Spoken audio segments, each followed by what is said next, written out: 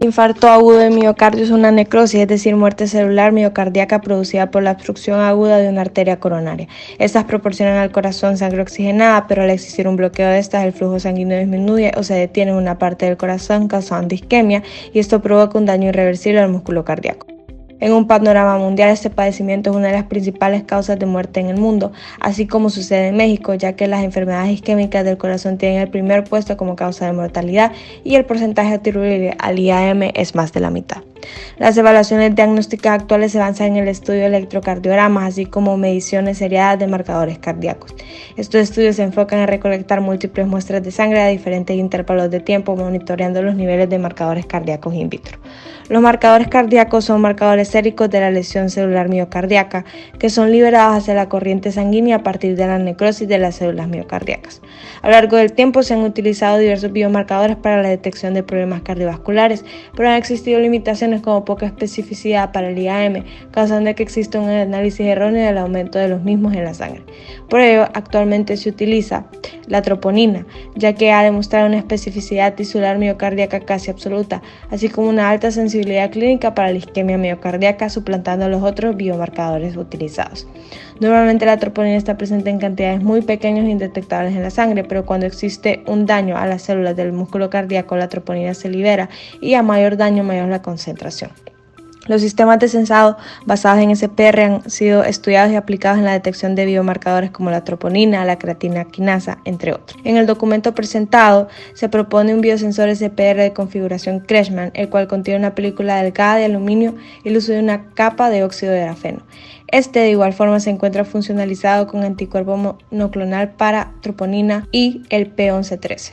Con el arreglo innovador se pretende obtener resultados mejorando aspectos como la sensibilidad con el uso de la película de aluminio, estabilidad química de aluminio con el uso de una película delgada de óxido de grafeno, mayor adhesión de los anticuerpos a la superficie por la película de óxido de grafeno para detectar el biomarcador troponina I, amplio rango de longitud de onda para trabajar y costo económico y durabilidad de los componentes del sensor, creando un dispositivo sustentable. La resonancia de plasmón superficial, o SPR, es un fenómeno en el que los electrones de una superficie metálica son excitados por fotones de luz incidente a un determinado ángulo, lo que hace que oscilen colectivamente para generar una onda electromagnética. El ángulo que propicia esta resonancia depende principalmente de las propiedades de la capa metálica, la longitud de onda de la luz incidente y el índice de refracción de los medios situados a ambos lados del metal. El fenómeno SPR es de especial interés para múltiples aplicaciones, pero su implementación principal se da en el desarrollo de sensores, empleando cambios en el índice de refracción para detectar cambios de masa debidos a interacciones moleculares en la superficie del material metálico. Se suelen utilizar anticuerpos como receptores para el reconocimiento del analito, debido a su alta afinidad, estabilidad y selectividad. La unión del analito al receptor causa un aumento del índice de refracción, cambiando así el ángulo de resonancia, al ser directamente proporcional a la cantidad del analito unido, y dicho cambio es medido en unidades de resonancia, comparado respecto al tiempo con un sensograma. La mayoría de los sensores SPR son armados siguiendo la configuración de Kretschmann, la cual consiste en tener un metal, generalmente oro, en la interfaz de dos medios dieléctricos, el primero siendo un prisma con índice de refracción N1 y el segundo aire o la solución con el analito con índice de refracción N2, en donde N1 es mayor a N2. La troponina I es una de las tres subunidades del complejo proteico troponina, junto con las troponinas C y T. Su isoforma cardíaca, codificada por el gen TNNI3, interviene en la regulación de la contracción del músculo cardíaco y es de especial interés por su especificidad tisular miocárdica bastante alta, casi absoluta. La troponina se libera al torrente sanguíneo tras la degradación del aparato contráctil al que está unida, de 3 a 4 horas después del inicio del infarto agudo de miocardio, por lo que el nivel plasmático de la troponina cardíaca I es uno de los marcadores más específicos y sensibles de la anterior condición.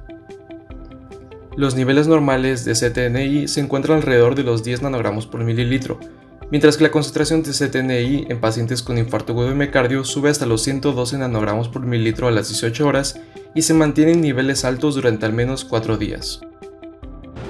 En este proyecto se propone un sensor SPR con configuración Kretschmann. Este cuenta con un prisma BK7 y láser de kriptón a una longitud de onda de 650 nanómetros. Se plantea el uso de una capa de aluminio debido a que posee una alta densidad de electrones y una permitividad negativa generalmente más alta que la plata o el oro, por lo que es plasmónicamente activo desde las regiones ultravioleta hasta el infrarrojo cercano. Además, el aluminio es de gran abundancia, de bajo costo y de fácil integración en diversos procesos de fabricación. Esta capa de aluminio estará recubierta con una monocapa de óxido de grafeno. Esto debido a que la gran superficie específica y los abundantes grupos funcionales en la superficie de la molécula permiten una mayor adhesión de los anticuerpos monoclonales P11-13, con los que se funcionalizará el sensor. Además, se utiliza como estabilizador, ya que puede impedir la oxidación de la película de aluminio. Cabe remarcar que este arreglo de capas estará sobre una capa de vidrio y no directamente sobre el prisma. Para fabricar el chip de aluminio se propone la técnica de evaporación térmica. Primero se coloca una diana de aluminio con una pureza del 99% en el crisol de tungsteno y se fija el sustrato de vidrio en la parte superior del sistema, el cual puede ser apreciado en la figura mostrada en pantalla. Posteriormente se coloca la cámara de vacío, se sella y se realiza la succión de aire. Después se inicia la evaporación del material. Se pasa una corriente eléctrica por el crisol de resistencia para así alcanzar una temperatura cercana al punto de fusión de aluminio. Los vapores emanados del aluminio calentado suben y se depositan en el sustrato. Cuando esta película alcanza el grosor deseado, se detiene el paso de corriente y se devuelve a la cámara la presión atmosférica para recolectar la muestra. Para la fabricación de la capa de óxido de grafeno se propone una modificación del método Hummers y Hoffman reportada en el trabajo de Sony y colaboradores. Primero se mezcla y pulveriza grafito con cloruro de sodio para reducir el tamaño de partícula. Este polvo es mezclado con ácido sulfúrico para lograr una intercalación de las moléculas. Posteriormente se le agrega permanganato de potasio, que actúa como agente oxidante para aumentar tanto la temperatura como el tiempo de oxidación. Después, los productos obtenidos en la reacción se enjuagan con ácido diluido en agua y la muestra es sonicada. Esto da como resultado la capa de partículas de óxido de grafeno, la cual podrá ser carboxilada posteriormente. La funcionalización se basa en el uso de anticuerpo monoclonal MAB para detectar la troponina I. La generación de este anticuerpo monoclonal se realiza contra la región del bucle AA8494. El uso de proteínas como la ovoalbúmina permite un mejor enlace para el MAB.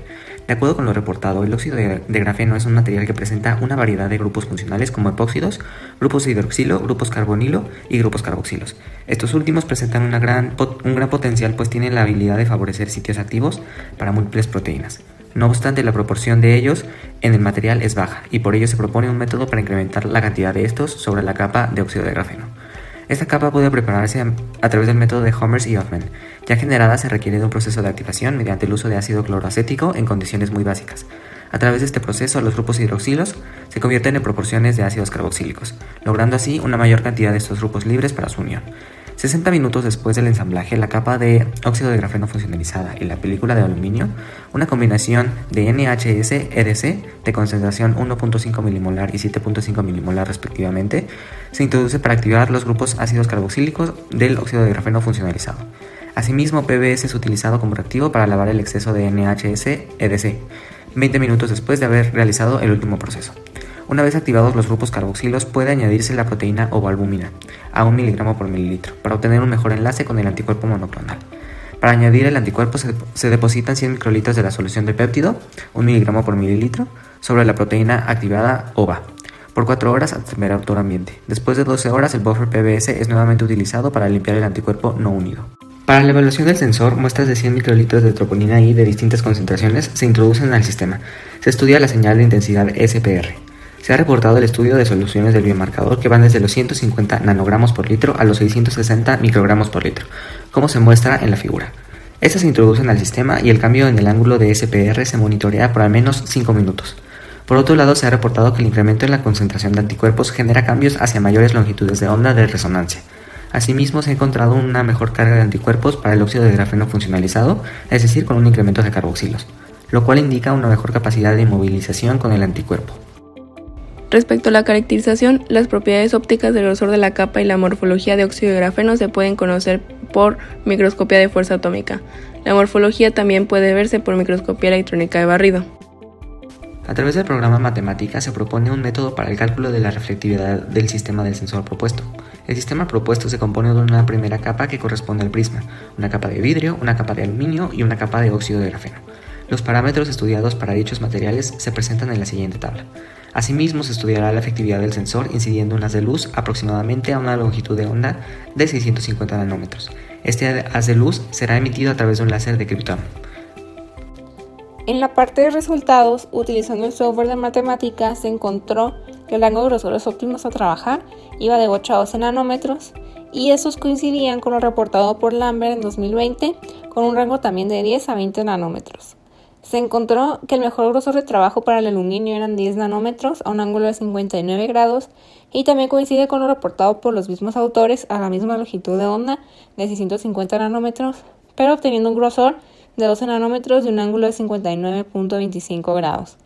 Además, se encontró que el cambio de reflectividad era mínimo dependiendo del número de capas de óxido de grafeno, entonces puede decirse que es casi independiente. A comparación ahora de otros materiales, el aluminio presentó mejores resultados a grosores menores. A 10 nanómetros se observó una depresión en la curva de aluminio, pero en el oro y la plata no. Ahora si se cambia a grosores de 50 nanómetros para estos dos últimos materiales, ya van a poder observarse claramente esas depresiones y va a poder tenerse una reflectividad similar para el oro con un mínimo un poco mayor para la plata. Se ha visto que grosores de 50 nanómetros para plata y oro en sensores SPR presentan la mejor sensibilidad. Además, van a tener ángulos de trabajo diferentes. El oro muestra un mínimo de reflectividad en 62.14 grados y la plata de 61 grados. Algo interesante también a notar es que la curva del aluminio muestra una cresta antes de la depresión, mientras que las de oro y plata son suaves antes del mínimo. Este comportamiento puede deberse a la densidad de carga, es decir, 3 electrones de valencia para aluminio y 1 para plata y oro. Entonces pueden aumentar las porciones reales e imaginarias del índice de refracción y al mismo tiempo aumentar la actividad y depresiones plasmónicas. La diferencia en los grosores óptimos de los materiales que se veía, es decir, a 10 nanómetros para el aluminio y 50 nanómetros para el oro y la plata, también se puede asociar a esto. Entonces, los altos valores para las porciones real e imaginaria significan que los grosores óptimos para la plata, que ya se mencionaban eran de 50 nanómetros, no van a poder ser aplicables al aluminio y viceversa. Por último, se obtuvo un valor de sensibilidad de 74.72 para redondear. Se han reportado sensibilidades con valores de alrededor 40% para sensores de oro con una capa de grafeno y valores 24% y 37% para un sensor de plata con una capa de óxido de grafeno. Entonces la propuesta ya mencionada a lo largo del video se convierte en una alternativa viable al predecir mejores resultados y en el futuro evaluarlos con troponina. En la parte de caracterización ya se han estudiado sensores de oro recubiertos con óxido de grafeno a diferencia de los de aluminio y a partir de las imágenes de AFM y SEM se va a poder determinar si la deposición y distribución del óxido de grafeno sobre el aluminio fue la deseada. Y además se va a poder obtener información sobre el grosor y la medida cuadrática de la aspereza o desigualdad de la superficie. Ahora, en el caso de la viabilidad del sensor, tenemos que este presenta algunas ventajas técnicas, económicas y ambientales a comparación de otros sensores convencionales. Primero, debido a la composición del sensor, este presenta una mayor sensitividad. Esto beneficia al que el sensor tenga una mayor versatilidad para sus usos en futuras aplicaciones similares. Es de costo reducido, debido al uso de óxido de grafeno y aluminio, los cuales son dos compuestos muy presentes en el mercado actual, y hasta pueden ser reutilizados en diversas ocasiones debido a las propiedades antioxidativas generadas por el óxido de grafeno hacia el aluminio. Por último, es importante mencionar que a través de esta investigación se pudo proponer un sistema eficiente y con alta sensitividad del sensor de SPR. Algunas áreas de mejoras que se encontraron son mejorar el proceso de formación o de obtención del óxido de grafeno, debido a que la generación de este compuesto puede presentar algunos residuos tóxicos hacia el medio ambiente. Por último, queremos agradecer a los profesores y al socio formador por su apoyo al desarrollo de este proyecto. Su retroalimentación y acompañamiento hizo posible la generación de una propuesta muy interesante y asertiva, al igual que reforzar los conocimientos vistos en clase, lo que definitivamente apoyará a nuestros desarrollos como profesionales. Muchísimas gracias.